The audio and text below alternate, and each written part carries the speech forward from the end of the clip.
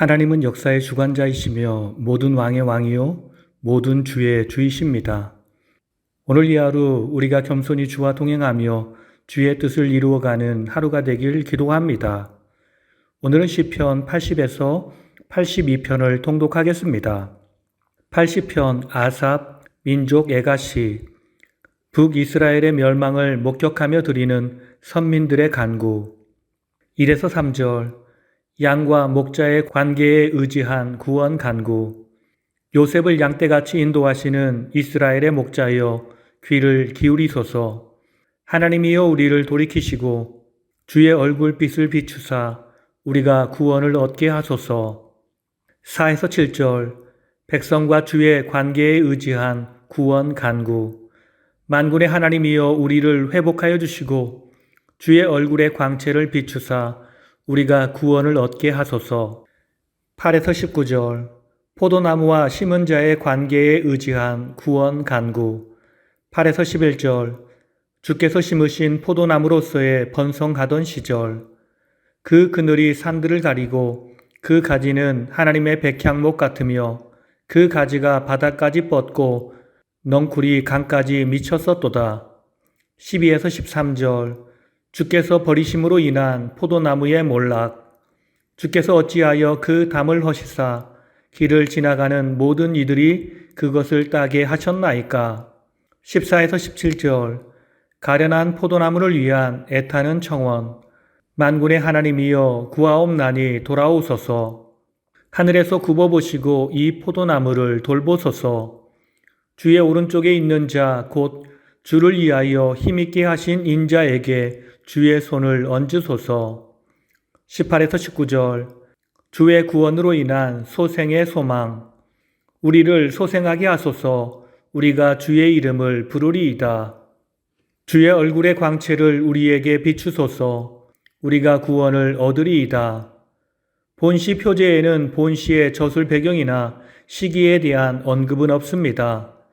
그런데 12절과 16절 등에서 대적에 의해 회파되고 불에 탄 이스라엘의 모습을 묘사하고 있으며 본시 전체를 통해 구원과 회복을 호소하고 있다는 점에서 본시는 이방 세력에 의해 선민 이스라엘이 멸망한 사건을 배경으로 한다고 추정해 볼 수 있습니다. 곧 아수르에 의해 북이스라엘의 수도 사마리아가 함락된 주전 722년 직후에 쓰인 것으로 볼 수 있습니다. 헬라어 구약 성경 번역본인 70인역 성경에서는 표제어로 아수르에 관한 시라고 기록되어 있습니다. 81편 아삽 감사 예배시 언약 율법에 따른 하나님 찬양 촉구 및 하나님의 청종 요구의 말씀 대언 1에서 5절 출애굽 사건으로 수립된 언약에 근거한 주의 규례에 대한 찬양 촉구 우리의 능력이 되시는 하나님을 향하여 기쁘게 노래하며 야곱의 하나님을 향하여 즐거이 소리칠지어다. 하나님이 애굽 땅을 치러 나아가시던 때에 요셉의 족속 중에 이를 증거로 세우셨도다. 5에서 16절 선민의 청종을 간곡히 당부하시는 하나님 말씀의 대언 5에서 12절 출애굽 이후 현재까지의 불순종 지적 내 백성이 내 소리를 듣지 아니하며 이스라엘이 나를 원하지 아니하였도다. 내가 그의 마음을 완악한 대로 버려두어 그의 임의대로 행하게 하였도다. 13에서 16절 새로운 청종의 결단 요구와 축복 약속 내 백성아 내 말을 들으라.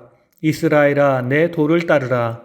여호와를 미워하는 자는 그에게 복종하는 채 할지라도 그들의 시대는 영원히 계속되리라. 본시는 언약에 따라 하나님을 찬양할 것을 촉구하는 찬양시와 교훈시로서의 성격을 지니고 있습니다.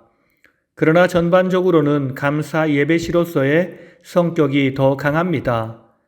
즉 본시는 유월절, 칠칠절, 장막절과 같은 이스라엘 절기 때 회중이 함께 모여 드리는 어떤 특별한 의식에서 낭송된 감사 예배시였던 것으로 보입니다.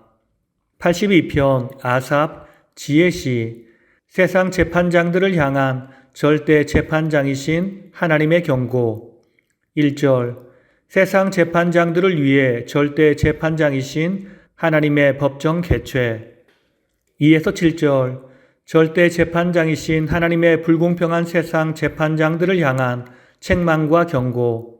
2에서 5절 악인을 비호하고 약자를 억누르는 불공평한 재판 형태의 질책.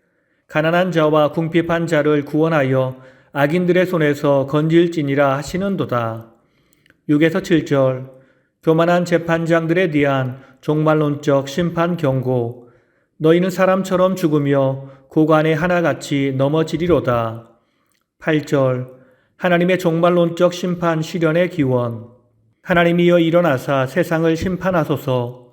모든 나라가 주의 소유이기 때문이니이다. 본 시의 표제에 저술 배경과 관련된 언급이 없지만 시의 내용으로 보아 불의한 재판관에 의하여 사회 정의가 무너질 때 저작되었다고 짐작해 볼 수 있습니다. 이러한 점을 들어 일부 학자들은 이스라엘이 악한 이방 통치자의 압제 아래 있을 때 저술된 것으로 보기도 합니다. 그러나 더 많은 학자는 본시 저자로 제시되는 아삽을 다윗과 같은 시대에 살았던 성가대장 아삽으로 보고 있습니다. 물론 본시가 지어진 시점이 선한 왕 다윗이 다스리던 시기임을 생각할 때 당시는 다른 시대보다 비교적 사회 정의가 온전하게 구현된 편이었을 것입니다. 그러나 그 시대 역시 악한 재판관들이 암암리에 불의를 행하고 있었을 것이므로 아삽이 그들의 비양심적 행위를 규탄하고 이스라엘을 공평과 정직의 터 위에 더 견실하게 세우고자 절대 재판장이신 하나님의 심판 경고를 선포하는 지혜시로 지었다고 볼 수 있습니다. 오늘 말씀을 통해 주시는 교훈은 첫째로 세상 모든 권력의 진정한 출처는 천지의 주제이신 하나님이십니다. 82편 1절을 보면 시인은 재판장으로 대변되는 당시 사회의 국가 통치자들을 엘로힘 곧 신들이라고 표현하고 있습니다. 사실 오직 여호와만을 유일한 신으로 인정하고 있는 히브리 신앙에서 볼 때 통치자들을 신들로 표현하고 있는 이와 같은 시인의 표현은 참으로 불경한 것처럼 보입니다. 그러나 시인이 통치자들을 신들이라고 표현한 것은 그들이 하나님의 공의를 집행하는 하나님의 대리 통치자들이라는 분명한 확신에서 비롯된 것이었습니다. 이러한 사상은 각 사람은 위에 있는 권세들에게 복종하라.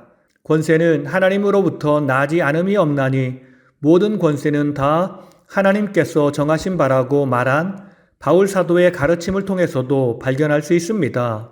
그렇습니다. 세상 모든 권세의 출처는 천지의 주제이신 하나님이십니다. 하나님이 통치자들을 세우시고 그들에게 권세를 부여하시는 것입니다. 만일 통치자가 하나님의 뜻에 따라 통치하지 않는다면 하나님은 그를 폐하시고 다른 사람을 세우기도 하십니다.